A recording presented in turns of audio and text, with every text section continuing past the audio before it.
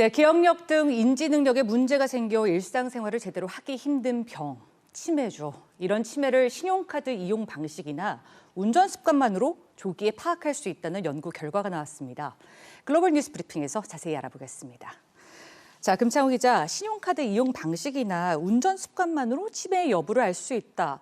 이게 어떻게 가능한 걸까요? 네, 조금 자세하게 말씀을 드리면 이 신용카드 비용을 제때 갚고 있는지를 살펴본 다음에 이걸 토대로 이제 치매 증상을 조기에 발견을 할 수 있다는 연구 결과가 나왔습니다.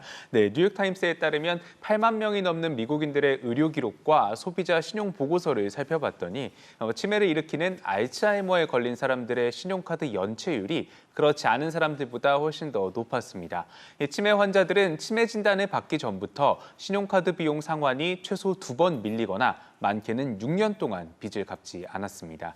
운전 습관을 통해서 치매를 미리 알 수 있다는 연구도 나왔는데요. 워싱턴 대학 연구진이 1년 동안 치매 환자와 또 인지 능력에 이상이 없는 사람들을 살펴봤더니 알츠하이머 증상을 보이는 사람들의 운전 방식이 다르다는 사실을 알아냈습니다. 이 연구진은 얼마나 갑작스럽게 가속 페달이나 브레이크 페달을 밟는지 또 제한 속도를 초과하는지 등의 주행 방식을 측정했습니다.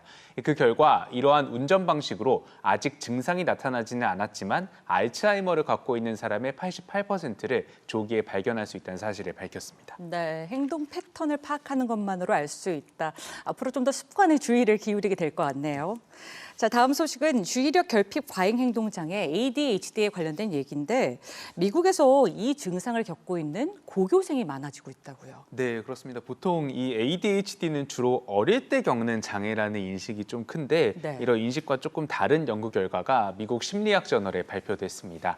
이 초등생보다 고교생의 ADHD 진단 비율이 더 높은 겁니다.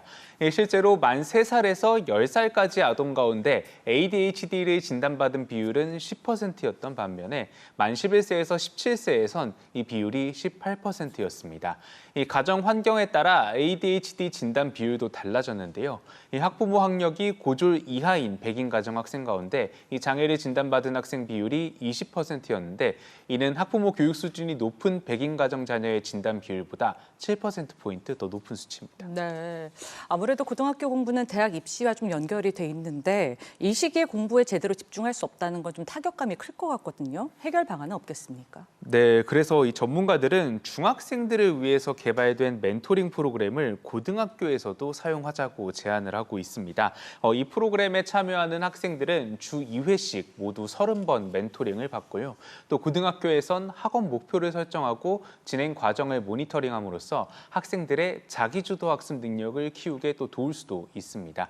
이 연구진은 멘토링 지원을 받은 학생들은 이 프로그램에 참여하지 않은 학생들보다 학기가 시작하고 6개월 만에 더 좋은 성적을 받게 됐다고 설명했습니다. 네, 멘토링 지원의 효과가 좀 더 확실하게 나타났으면 좋겠네요.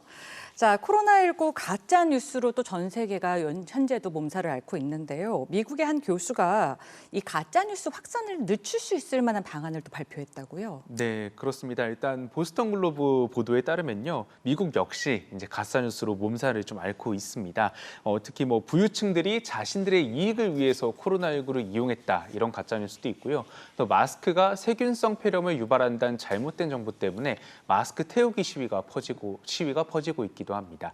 이에 하버드 대학교 조한 도노반 교수는 이런 정보가 퍼지는 걸 조금이나마 방지하기 위해서 알고리즘을 개선해야 한다고 제안했습니다. SNS가 이런 정보 확산에 일조하는 만큼 이 회사들이 이용자의 뉴스피드를 정리하고 큐레이션해야 한다는 겁니다. 언론의 역할도 중요하다고 강조하는데요. 가짜 뉴스들의 영향력이 생기는 이 전환점이 언제 발생하는지 분석하고 또 이런 정보들에 대해서 어떻게 대처해야 할지 일종의 프로토콜을 만들어야 한다고 설명했습니다.